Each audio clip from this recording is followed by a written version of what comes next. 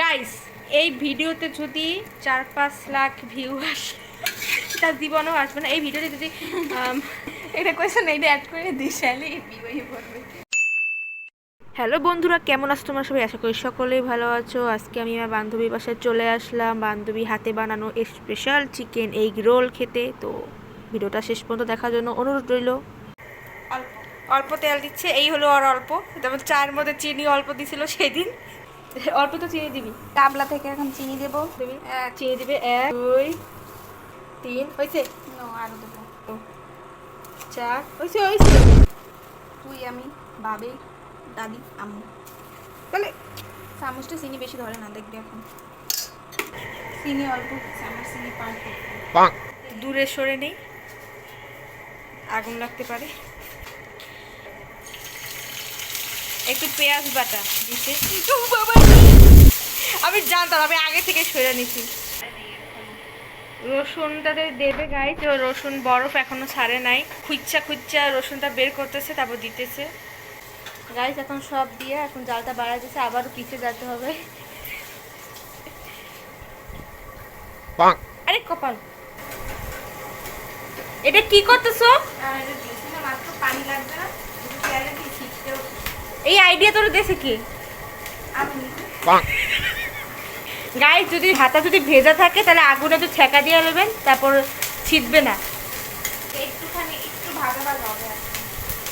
হ্যাঁ জানি, রসুনের গন্ধটা জানি না থাকে, সেজন্য সেজন্য একটু ভাজতে হবে এই আদা রসুনটা। একটু ভাজা ভাজা করার পর মাংসটা একটু ভাজতে হবে, এখন দিয়ে দিবে।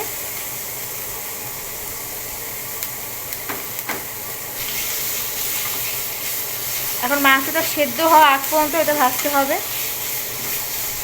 তুই ক নে ক তুই ক সর সর। যে রানতে আছে সেই কয় না। এখন এখানে দেওয়া হচ্ছে নুডলসের মশলা, স্বাদের জন্য ম্যাজিক মশলা দিলেও হবে, সেম টেস্ট। Same test. এখন দিতেছে কাঁচামরিচ, এখন দিতেছে কাঁচামরিচ কেটে কেটে। আবার জালটা বন্ধ করে দিছে রে।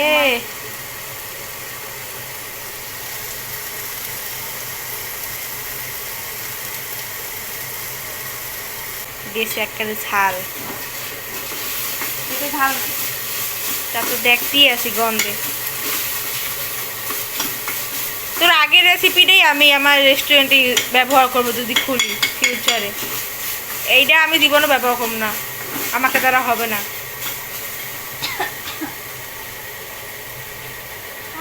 এখন কি জিরা? হ্যাঁ তুই বলছো আমাকে যে জিরা দিতে। এখন খালি একটা জিনিস দেওয়া বাকি না, কি কত জিরা ধইনা, তবে আরেকটা জিনিস দেওয়া বাকি। কি টেস্টি সল? টেস্টি সল্ট কেন? লবণ, শুধু লবণ। এই যে এটার যে লবণ দিছি না, কোনটা লবণ দিছো? লবণ দেবো টেস্ট করে তারপরে। টেস্টিং সল্ট দিবি না কোনো সময়, এটা খারাপ খাওয়া। এখন একটু জল, তুই লবণ দিলি না। লবণ লাগবে না, কুচি কুচি করলে বেশি সেদ্ধতে সময় লাগে না। এখন আর কিছু দরকার নেই।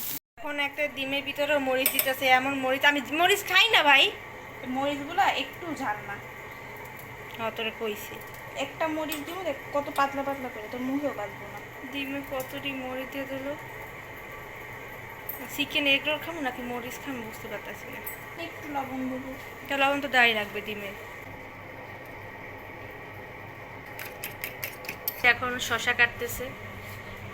আটা বানাই আমি জানছি ময়দার দাম বেশি, আটা পাইকারিতে খুচরো মূল্যে আনে, তেল দিয়ে মাখায় ভালো মতো। আমরা তো তেল দিয়ে মাখাই না, ওরা তেল দিয়ে মাখায় আর একটু বেকিং পাউডার দেয় নরম হওয়ার লইকে, নাহলে সোডা দেয়, বেকিং সোডা। ইস্ট দেয় না? না কে ইস্ট দেবে কেন? আপনি কেক বানায়? গাইস আমাদের রেডি হয়ে গেল। এখন গাইস চিকেন আর যে ডিমের পুরটা, চল না এতে রেস্টুরেন্টে।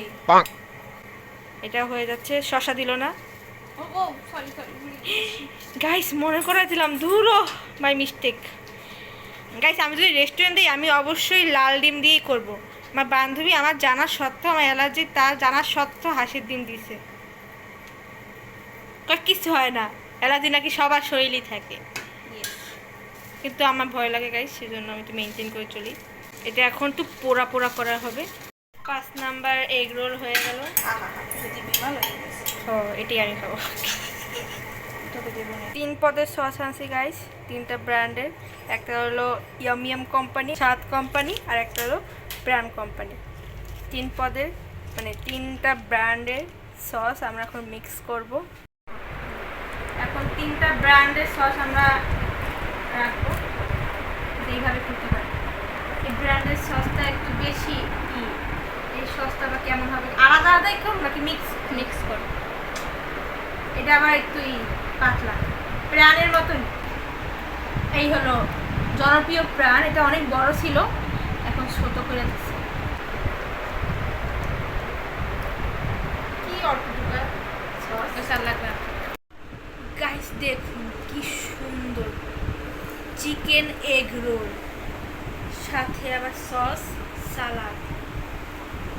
বান্ধবীর হাতের চিকেন এগ রোল, হাঁসের ডিম। টমেটো তো অ্যালার্জি, খাবো হয় টমেটো দিয়ে, দেখি একবার যখন হাঁসের ডিমই খাইতেছে, এবার টমেটো দিয়ে কি করবো। অনেক টেস্ট, পুরো ভরপুর লোডেড, অনেক মজা হয়েছে। এটা আলাদা কথা যে হাঁসের ডিম আছে, দেখ অনেক মজা হয়েছে গাইস। আজকে ভিডিওটা এই পর্যন্তই, সবাই ভালো থাকবেন, সুস্থ থাকবেন। আর ভিডিওটা ভালো লাগলে লাইক, কমেন্ট, শেয়ার, সাবস্ক্রাইব অবশ্যই করবেন। বাই।